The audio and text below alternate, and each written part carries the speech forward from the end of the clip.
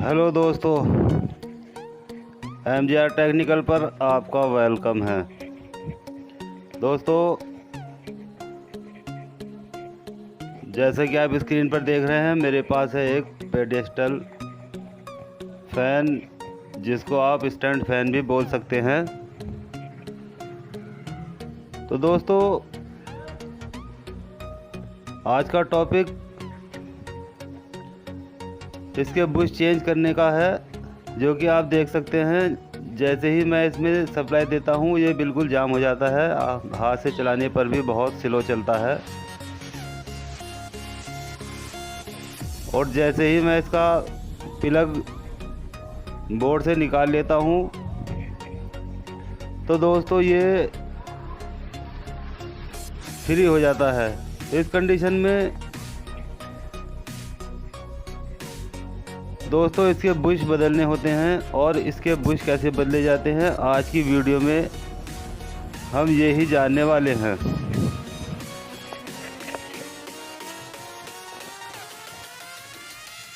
यहाँ दोस्तों मैं इसको डायरेक्ट करके देख रहा हूँ, यानी यहाँ पर ये बल्ब ग्लो कर रहा है, यानी कि यहाँ पर सीरीज़ है। और इसे डायरेक्ट करके भी चलाता हूँ तो आप देख सकते हैं ये बिल्कुल जाम हो रहा है। तो चलिए दोस्तों, इसका प्लग निकाल लेते हैं और इसको किस तरह से खोलते हैं ये समझ लेते हैं। तो दोस्तों,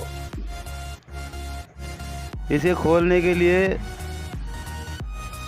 जो सबसे पहले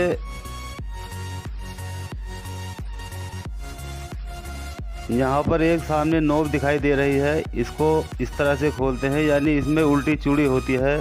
अगर आप इसको टाइट करेंगे तो ये खुल जाएगा, और खोलने की कोशिश करोगे तो ये टाइट हो जाएगा।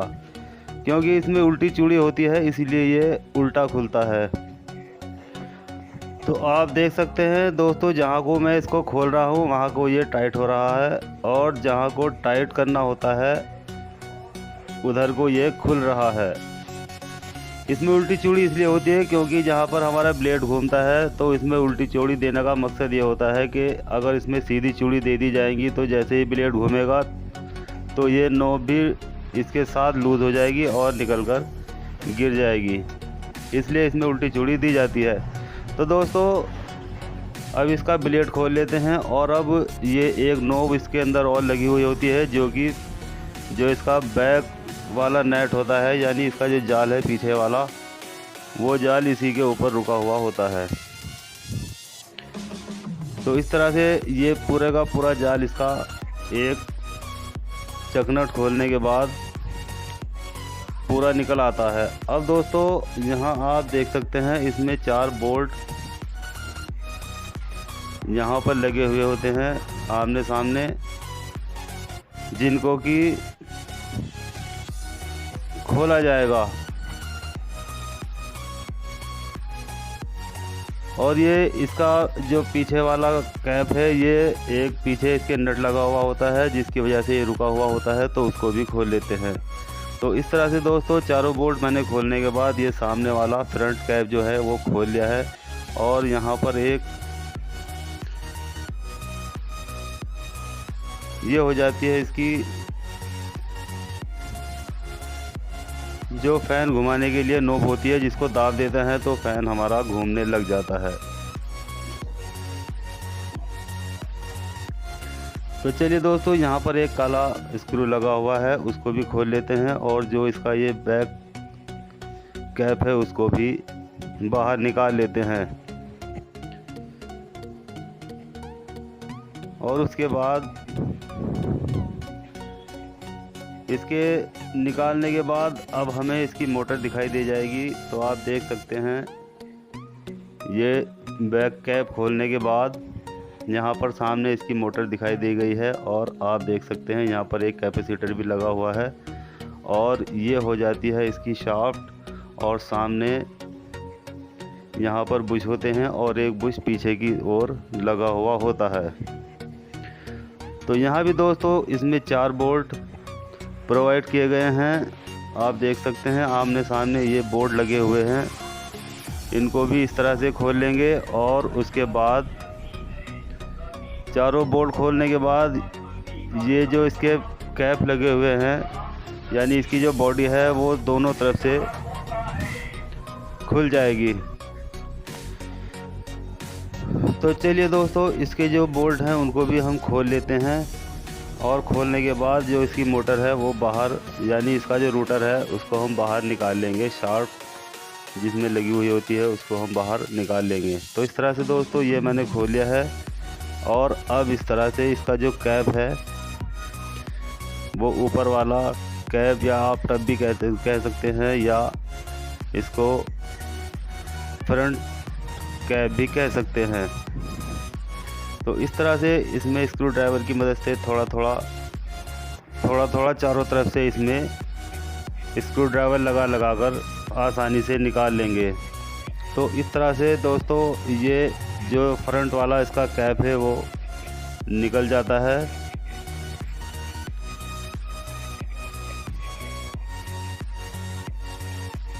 इस तरह से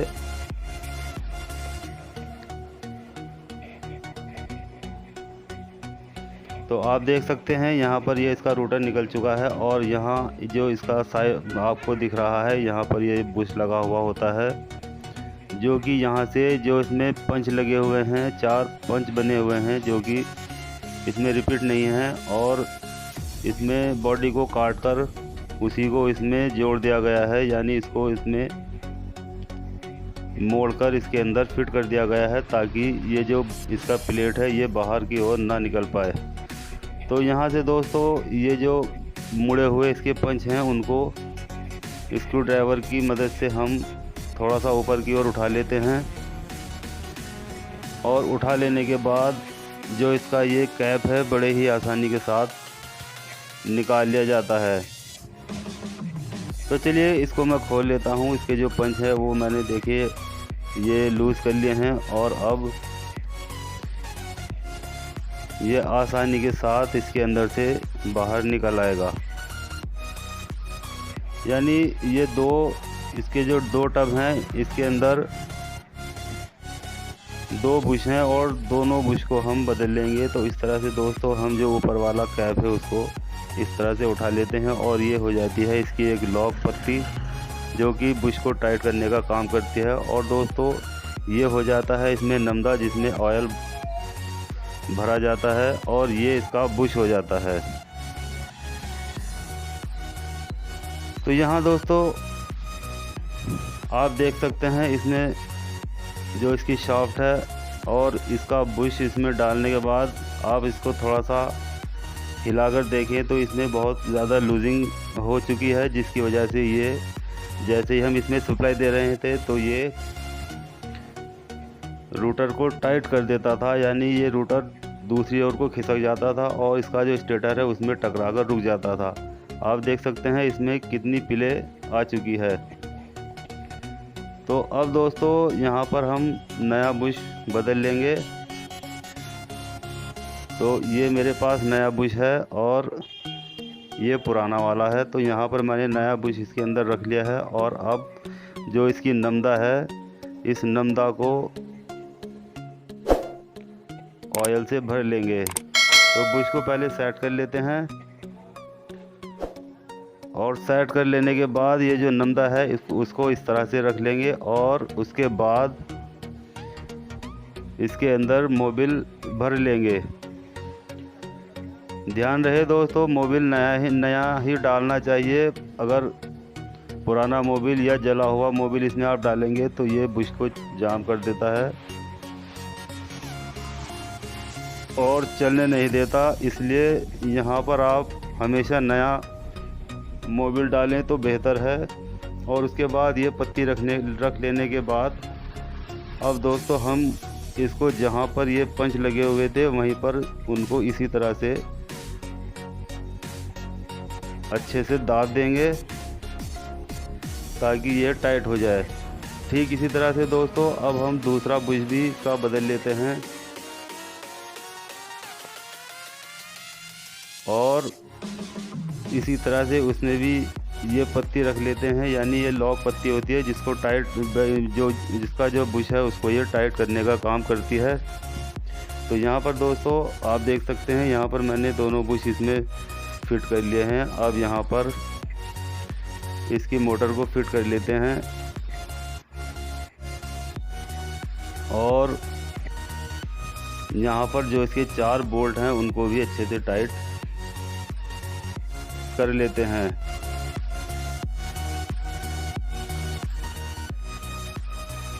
तो चलिए दोस्तों, यहाँ पर एक एक बोल्ट इसमें टाइट कर लेते हैं,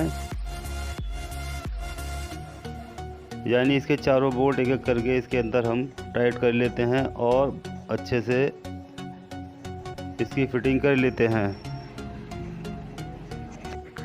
तो इस तरह से दोस्तों इसकी फिटिंग करने के बाद इसकी सेटिंग कर लेते हैं और जहाँ पर हैमर की ज़रूरत पड़ती है वहाँ पर हैमर भी यूज़ कर लेते हैं।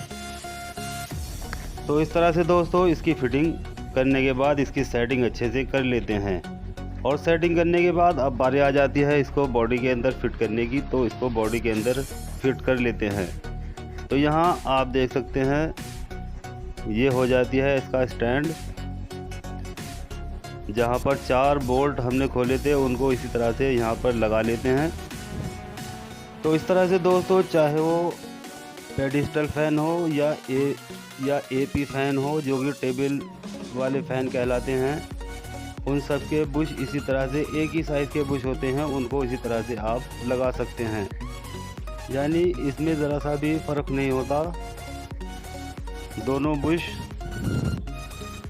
एपी फ़ैन हो या पेडिस्टल फ़ैन हो उनके बुश एक ही साइज़ के होते हैं।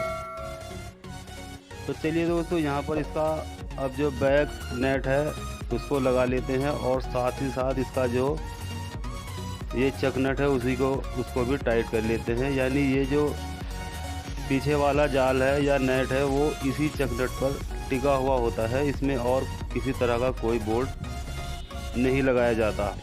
और उसके बाद ये पीछे वाला जो कैप होता है उसको भी जैसे हमने खोला था उसी तरह से इसमें लगा लेंगे। अब बारी आ जाती है दोस्तों इसके ब्लेड वगैरह लगाने की, तो मैं उसको लगा लेता हूँ। यानी आप देख सकते हैं ये मैंने इसमें ब्लेड वगैरह सब कंप्लीट कर लिया है और अब इसको चलाने की बारी आ जाती है। तो इसका प्लग मैं अपने बोर्ड में लगा लेता हूँ और अब देखता हूँ इसको चलाकर। तो आप देख सकते हैं दोस्तों ये बिल्कुल बढ़िया तरीके से घूमना शुरू हो चुका है। तो यहाँ दोस्तों आप पेडिस्टल फ़ैन या एपी फ़ैन किसी का भी बुश बड़े ही आराम से चेंज कर सकते हैं। तो चलिए दोस्तों, वीडियो अच्छी लगे लाइक करें, शेयर करें और बेल आइकन को दबाना ना भूलें। तो चलिए जल्दी मिलते हैं अगली वीडियो पर, तब तक के लिए खुदा हाफिज़।